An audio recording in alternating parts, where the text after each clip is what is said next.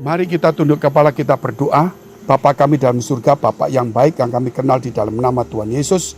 Kiranya Tuhan Kau memberkati kami, supaya setiap kami Tuhan dijauhkan dari segala dosa, supaya kami Tuhan tidak hidup di dalam kepahitan, supaya kami Tuhan tidak menimbulkan pencemaran di mana-mana, tetapi kami mendekatkan diri kepada kasih karunia Allah. Terima kasih Bapa, biar setiap kami Tuhan boleh tidak menganggap rendah, yaitu menjual kekristenan kami, iman kami. Bahkan Tuhan kami menukarkan dengan hal dunia. Ampuni segala dosa salah kami. Di dalam nama Tuhan Yesus memberkati kami, memagari, melindungi kami.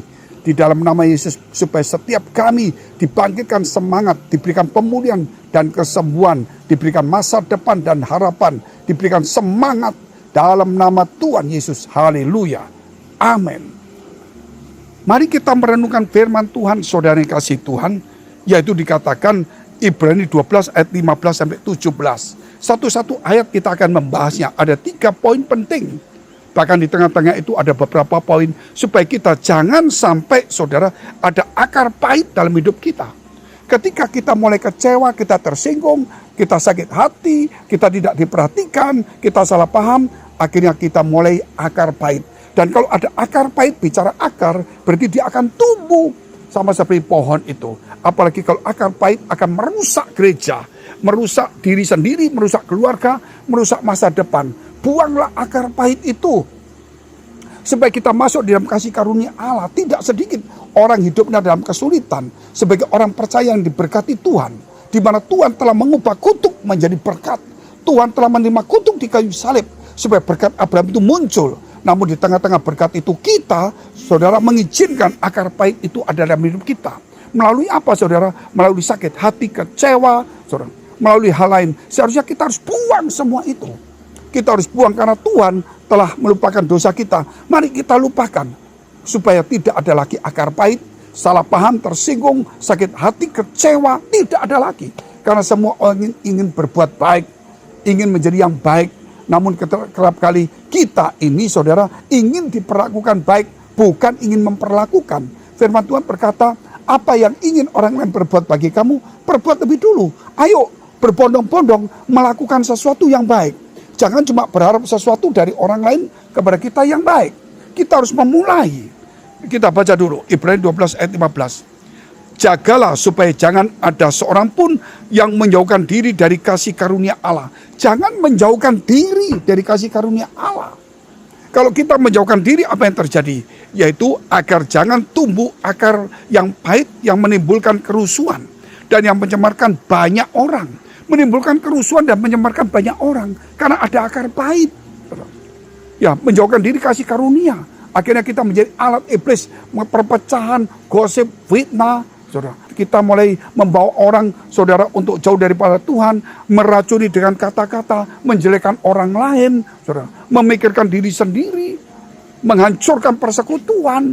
Itu berbahaya. Hal yang kedua kita lihat ayat 16. Janganlah ada orang yang menjadi cabul atau yang mempunyai nafsu yang rendah seperti Esau, yang menjual hak kesulungannya untuk sepiring makanan. Artinya di sini meremehkan sebagai status anak Allah, meremehkan sebagai orang-orang percaya, meremehkan sebagai orang yang dapat kasih karunia Allah, meremehkan Roh Kudus yang ada pada kita. Bahkan kalau kita membaca Amsal 13:13, jangan sampai kita, saudara, yaitu meremehkan firman Tuhan. Siapa yang meremehkan firman Tuhan akan menanggung akibatnya. Firman Tuhan diremehkan. Kalau Tuhan berkata, jagalah hatimu, terus kita, gak perlu. Ya, cari kerjaan surga, nggak perlu. Ya, dikatakan juga jagalah lidah kita, ya, nggak perlu, saudara. Mari kita adakan persekutuan bersama-sama, nggak perlu, saudara. Ini berbahaya. Kenapa, saudara? Berarti itu sudah meremehkan firman Tuhan. Dikatakan firman ini dikatakan jangan menjual hak kesulungannya untuk sepiring makanan.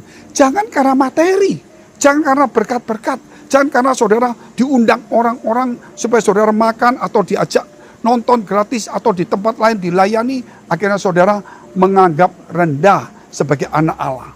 Akhirnya saudara kita menjadi budak dari orang itu, yaitu melakukan apa saja yang dia mau. Padahal kita sudah dibebaskan sebagai budak kita orang merdeka, sehingga kita menjadi hamba Allah, bukan hamba dunia. Tetapi banyak orang di gereja juga menjadi hamba manusia, bukan hamba Allah. Hamba mamon, bukan hamba Allah. Dengan apa saudara? Dengan suap-suap kecil itu. Nah, Tuhan membenci suap. Banyak orang gereja masih suap saudara di dalam pekerjaannya. Bahkan di gereja pun dia menyuap. Pendeta disuap supaya nurut, saudara pekerja disuap nurut dan sebagainya. Bahkan Tuhan pun disuap dengan uang supaya dia dapat berkat banyak. Ini yang salah. Coba saudara, berikan dirimu kepada Tuhan. Nanti Tuhan akan masuk dalam hidup kita. Dan kita, saudara, akan lihat kemuliaan Allah dalam hidup kita. Hal yang ketiga, dikatakan, sebab kamu tahu bahwa kemudian ketika ia hendak menerima berkat itu, ia ditolak. Sebab ia tidak beroleh kesempatan untuk memperbaiki kesalahannya. Sekalipun ia mencarinya dengan mencucurkan air mata. Inilah yang terjadi kepada Esau. Yaitu setelah dia menolak itu, akhirnya dia tidak menerima berkat Tuhan. Padahal berkat itu diberikan kepada dia. Dia menolaknya, saudara. Dianggap, hak kesulungan apa sih artinya? Tetapi ketika dia tolak hak kesulungan, maka berkat itu tidak diterima dari dia. Demikian juga kalau kita meremehkan firman Allah. Kalau kita meremehkan, memandang rendah kebenaran anak sebagai anak-anak Allah, memandang rendah janji Tuhan dan sebagainya, maka berkat itu saudara yang disediakan bagi kita, kita jual, kita gadaikan, kita buang.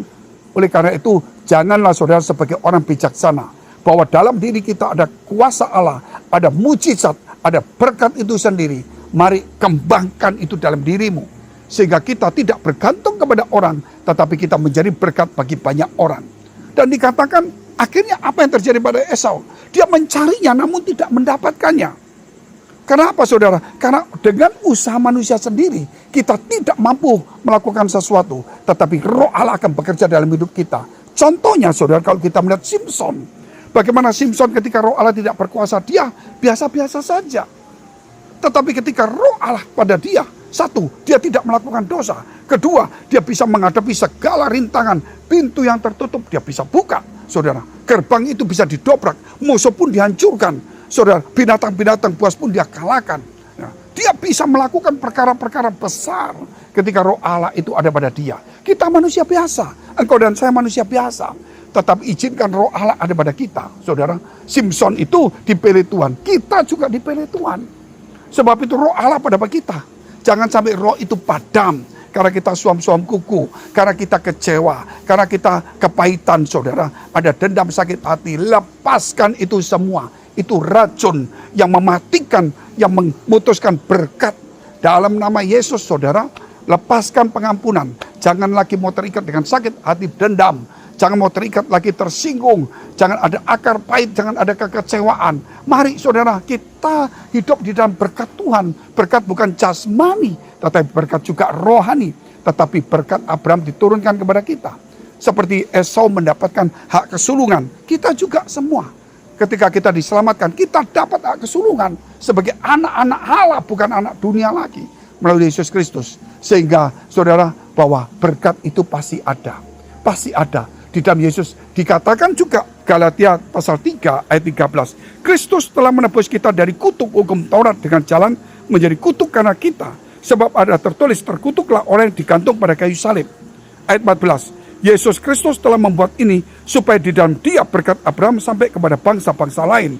Sehingga oleh iman kita menerima roh yang telah dijanjikan. Artinya bahwa kutuk hukuman maut Yesus telah tanggung. Dan akhirnya kutuk digantikan dengan berkat. Sehingga kita tidak menerima kutuk lagi. Tetapi berkat Abraham turun kepada kita hari ini. Sebab itu saudara, dikatakan supaya iman kita menerima roh Allah itu. Puji Tuhan. Kita tunduk kepala, kita berdoa terlebih dahulu. Terima kasih Tuhan, Kau memberkati kami. Kau menyucikan kami. Jika saudara, engkau dalam pergumulan masalah persoalan tantangan, dalam pekerjaan rumah tangga, studi karir, maupun keuangan dan perjodohan, dekapkan kedua tanganmu di dadamu. Jikalau kau mengalami sakit penyakit, tumpangkan tangan bagian sakit. Percayalah dalam nama Yesus ada kuasa. Dalam nama Yesus, nama di atas segala nama. Di atas segala nama penyakit dan semuanya. Sebab itu saudara, hari ini juga percayalah imanmu telah menyelamatkan engkau. Imanmu menyembuhkan engkau. Dalam nama Yesus menjadi sembuh. Dalam nama yang menjadi sembuh, engkau dibebaskan dari kutuk. Menerima berkat janji dari Abraham. Dalam nama Yesus segala akar pahit dibuang dalam nama Yesus. Segala kebencian, sakit hati, kecewa dibuang dalam nama Yesus. Biar hari ini berkat Tuhan, supaya pemulihan jalan dari Tuhan turun kepadamu dalam nama Yesus. Haleluya. Amin. Jika saudara masih membutuhkan pelayanan doa dan konseling, silakan hubungi nomor tertera di bawah ini. Tuhan Yesus memberkati.